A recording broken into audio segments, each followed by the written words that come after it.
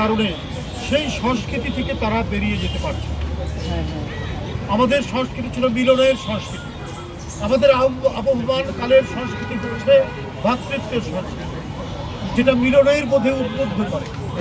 আমরা সেটাই লালন করি। পাশাপাশি কাছাকাছি বাংলা ভাষী সম্প্রদায়, সে যে ধর্মেরই লোক হন, যে বর্ণেরই লোক হন না কেন, তারা পাশাপাশি বাস করেছেন।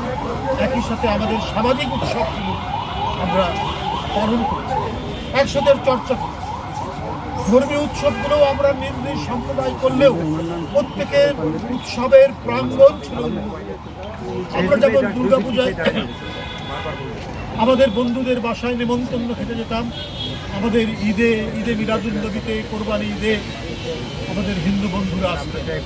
এটাই তো ছিল আমাদের হাজার বছরের ইতিহাসের এক অনবদ্য উপাদান। সেটা হচ্ছে আমাদের মিলনের বোধ, সেটা হচ্ছে আমাদের ভ্রাতৃত্ববোধ। এই ধারাতেই আমাদের সাহিত্য করে উঠেছে, সাহিত্যের মধ্যেই সেই বাণী উঠেছে।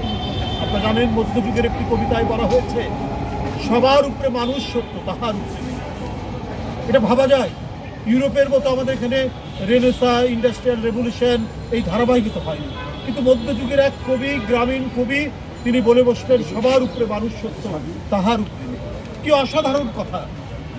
যেখানে রেনেসা হয়নি, যেখানে ফিনান্সিয়াল ক্যাপিটালিজমের কোনো কথা নেই, যেখানে ইন্ডাস্ট্রিয়াল রেভলিউশনের কোনো কথা নেই, যেখানে এনলাইটমেন্টের কোনো কথা, সব ইউরোপীয়। তো সেখানেও দেখুন, এদেশের ঐতিহ্যের মধ্যে মানবতার বাণী ঠিকরে উঠেছে একজন গ্রামীণ কবির মুখে। এটা কেউ চকমকি পাথর, কেউ বিভিন্ন পাথর আমরা হতে পারি, কিন্তু আমরা একই প্ল্যাটফর্মের মোজাইক হিসাবে আমরা পরস্পরের সাথে জমাট বস। তাই বন্ধুরা আমার, আমরা 5ই আগস্টের পর যে মুক্ত বাতাবরণ তৈরি হয়েছে, যে মুক্ত পরিবেশ তৈরি হয়েছে, যে স্বস্তি এবং শান্তিদায়ক যে পরিবেশের মধ্যে আমরা প্রাণবন্ত গণতন্ত্রকে পাওয়ার জন্য আমরা এখন অপেক্ষা করছি। আমরা বলছি যে প্রয়োজনীয় সংস্কার সম্পন্ন করে তাড়াতাড়ি অবাধ এবং সুষ্ঠু নির্বাচনের আপনারা ব্যবস্থা করুন। অন্তর্বর্তীকালীন সরকারের কাছে এটা বারবার আমরা আহ্বান জানিয়েছি, আমরা দাবি করেছি। এই নিয়ে অনেকেই অনেক ধরনের ধোঁয়াশা তৈরি করার চেষ্টা করছেন।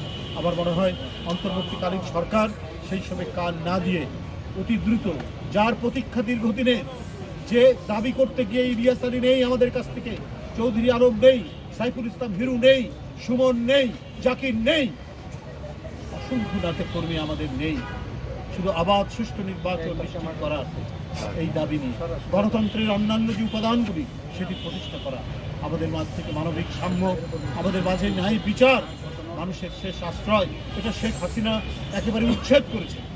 ন্যায় বিচার মানে হাসিনার বিচার, আদালত মানে হচ্ছে আওয়ামী লীগের একটি কার্যালয়, এইটা প্রতিষ্ঠা করেছে।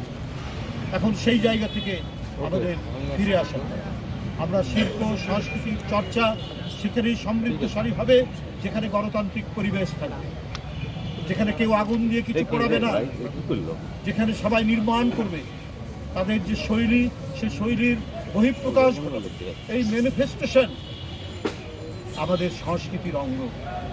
সুতরাং আমরা মনে করি যে প্রয়োজনীয় সংস্কার, সংস্কার করতে হবে, কিন্তু সংস্কার তো চিরস্থায়ী বন্দোবস্ত নয়, পার্মানেন্ট সেটেলমেন্ট অ্যাক্ট নয়, সংস্কার চলমান প্রক্রিয়া।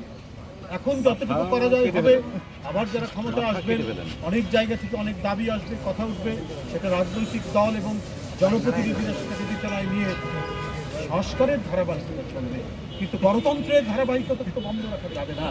গণতন্ত্রের ধারাবাহিকতা কেউ অক্ষুণ্ণ রাখে।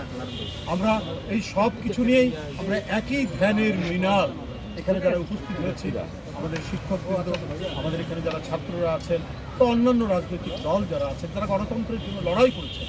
আমরা আমাদের বিভিন্ন মত পার্থক্য থাকবে, আমরা একে অপরের অনেক সমালোচনা করব, কিন্তু ফ্যাসিবাদের প্রকাশ করবে না।